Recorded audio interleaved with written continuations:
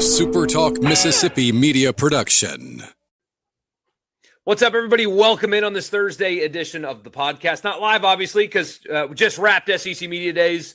Obviously, still in my hotel.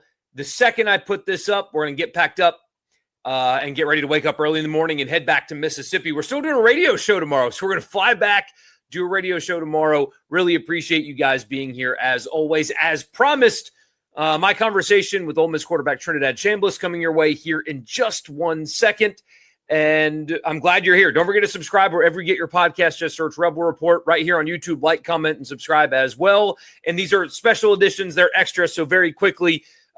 Scruggs Farm Lawn and Garden in Saltillo, Mississippi. Check them out. 0% on all of your John Deere tractors and lawnmowers. Tell them that it was me that sent you. Logan Smith Shelter Insurance, 601-823-3500. Auto, home, life, or insurance for your business. Priority One Bank. Bank with me. They make you their priority every day at Priority One Bank, and also Advantage Business Systems for all of your Mississippi office technology needs. No more delay. Here is my conversation, and the end of this conversation will also end the podcast with Ole Miss quarterback Trinidad Chambliss. Here that is for you right now. Trinidad Chambliss, quarterback at Ole Miss, and they showed me the inside of your jacket. You know, we're in an ocean area, and you're on island time right now. Got to. Shout out to Fitch and Kelly, who got me right. You guys can see that. It's look at that island time, island theme, Caribbean. Look at that, zooming in on it and everything. Do you listen to that song ever? Like when you're driving, do you ever listen to the Island Time song? That's another question that they were asking too. That was like, I was like, no, but no, I don't. I don't listen to that often. I mean, sometimes people play that, but no, I don't play that a lot. You've had one of the more interesting off seasons that any quarterback has had, with the drama at the end of last season. What, you're on the airplane on the way home when you hear from the NCAA, so then you have to deal with that. Are you excited to just be a football player again? Yes, I am. And the off season was stressful at first, not knowing if I'll be an Ole Miss Rebel again, or I'll be preparing for the NFL draft. Was definitely a stressful time. It was just doubt. I didn't know where I was going to be, and it was stressful for my family. But I'm happy that I'm back in the red and blue playing for Ole Miss again. And now after that was finalized, I was focused on spring ball, and now we transition into summer ball and soon fall camp, and then the season's here, right? So I'm just super excited to put those jerseys on again and play ball with my guys. You could have gone in the transfer portal, and let's be honest, you could have gotten paid a lot of money to go play quarterback for basically any team in college football. Why did you choose to stay at Ole Miss? Well, me and my family, our beliefs is we're very loyal to people who treat us right, and we value relationships. And I mean, for the amount of money that people were throwing, or I guess experiences that people were talking about, I mean, for me to do that, to throw away all those relationships and the memories that I had, and I guess the legacy that I've kind of already built here at Ole Miss, just throw it away, why are we doing that? Why would I do that? That's not something that I would want to do. That's not something my family would want me to do. And honestly, there was no second thought or anything. I wanted to be at Ole Miss. And the people in Oxford have been great to me and my family. Even before I was kind of a big name in Oxford and for the Ole Miss fan base. My visit was great. My interactions with people throughout the summer leading up to the season last year were great, and I wasn't even the guy. And I love Oxford. I truly do. Pete Golding, your new head coach, how much, I say new, but you've been around him for a while now. How has your relationship blossomed since he got the job? It's blossomed a lot. Last year he was our DC, so I wouldn't see him as much just because I'm on the offensive side. But whenever I would talk to him or run into him, it was, great time, great conversation. And now that he's the head coach, he's more involved with, I guess not more involved, but he's walking around, seeing how the offense is, and kind of more involved with that a little bit. So yeah, it's been good. And then just facing his defenses and just talking football with him, I'm learning so much because he's a defensive mastermind. I'm on the offensive side of the ball, so I'm reading defenses. I'm trying to, pick apart defenses, and it's only helping me out on, just seeing that defense day in and day out. It's like iron sharpens iron. It's always a chess match whenever we're facing, Luke and Keaton, Will, Cam Franklin, Park, all those guys that are great athletes. And, it's been great. And, PG's done a great job, leading us. John David Baker, your new offensive coordinator. Let's start relationship-based first. He joins you guys during the playoff run. What is your maybe off-the-field relationship like with your new offensive coordinator? Yeah, JDB's a great guy. He's a great coach as well. Super down-to-earth. He's played quarterback before, so he knows, what's at stake. He knows the pressure and what is on my shoulders. And, we both understand that. And it's cool to have a coach that can, relate to you. And I love that. And outside of football, he's easygoing, cool guy, loves the golf. He's elite at golf, too. Same with PG. But, yeah, really cool guys, man. And I'm glad that we have a really solid coaching staff. And there's been a lot of talk here this week about the new offense, quote unquote. Mm-hmm. How new is the new offense to you? Yeah, it's not as new as what people think. PG, his main focus and his biggest priority was having stability within the scheme and within our offensive system. And JDB was at Ole Miss before he was at ECU. He transitioned to go to ECU. He brought Ole Miss offense and the offense that we're currently, using to ECU, and then now he's back at Ole Miss. So, I mean, it's ideally the same offense, but newer terminology, and we're going to probably try some things out along the way as well. So. New crop of wide receivers, sort of.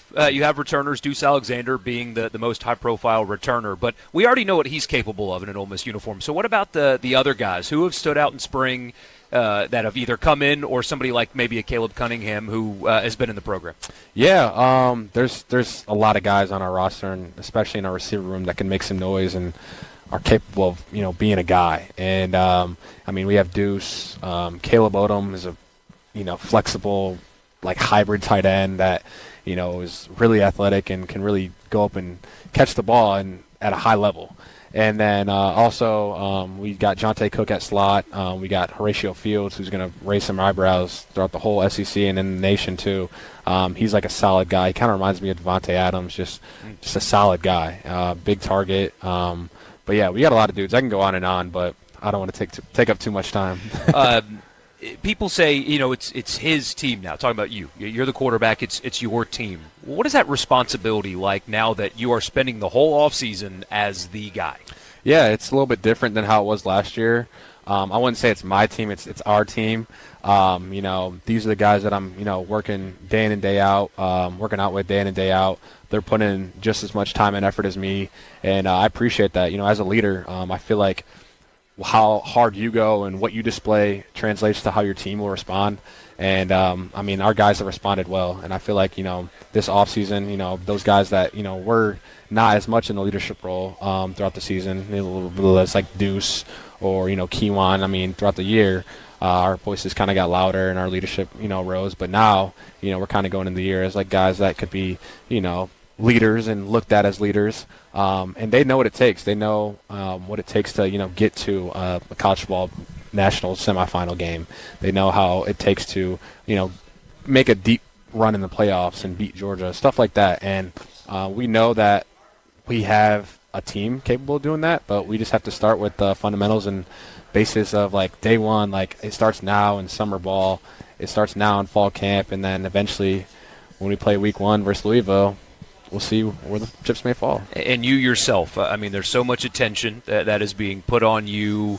With, a Heisman campaign that the school is putting out there for you. You're showing up number 1 on all these quarterback rankings and things like that. The team itself has a ton of pressure on it.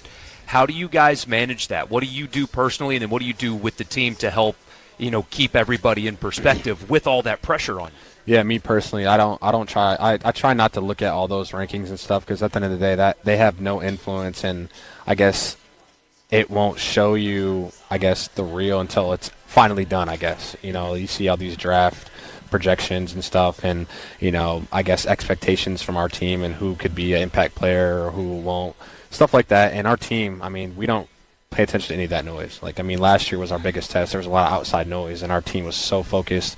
We ended up beating Tulane, beating Georgia, and we were damn close to beating Miami to make a national championship appearance. So our team's focused. That's the Ole Miss standard, is to win national championships or to compete for national championships.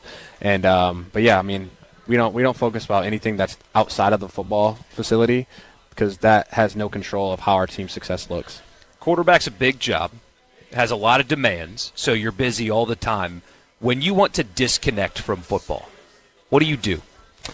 I like to, hang out, with my family and friends. I like to cook a lot. Okay. I don't know if it's the best meals and dishes in the world, but I enjoy cooking and making unique I guess combos and stuff. And Tell us recently, what have you done? I mean, see, I don't know. I just got a grill recently, so I've been grilling steaks, chicken breasts, stuff like that, corn on the cob. I like making asparagus, potatoes, and I like fun, healthy dessert recipes. One of my best friends, Jack Sherholtz, and we always send each other healthy desserts through TikTok and stuff, and we talk about how we're gonna make this a sweet potato brownie, stuff like that. I like making fun, unique stuff like that. That might not, I guess, be a McDonald's brownie or anything like that, but might be on the healthier side, Yeah, it keeps you ready to play, but yeah.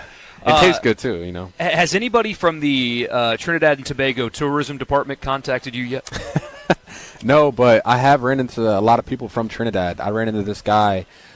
He works at Nichols State at the Manning Passing Academy. He was there, and he was like, Trinidad Chambliss. I was like, yes, sir. He was like, I'm from Trinidad. And he was super pumped to, meet me and, tell me he's from Trinidad and, tell me about the island and, the country. And he was saying that some people are tuned in to Ole Miss football and watching, a school in Mississippi playing against SEC teams day in and day out, which is so cool because it's now, Ole Miss is, I guess, worldwide, right? Yeah. It's really cool to see. And you got to go visit sometime. I know. I've been telling all my life. I was I want to go visit Trinidad and Tobago and see what the islands. I heard it's beautiful. I heard it's a beautiful country.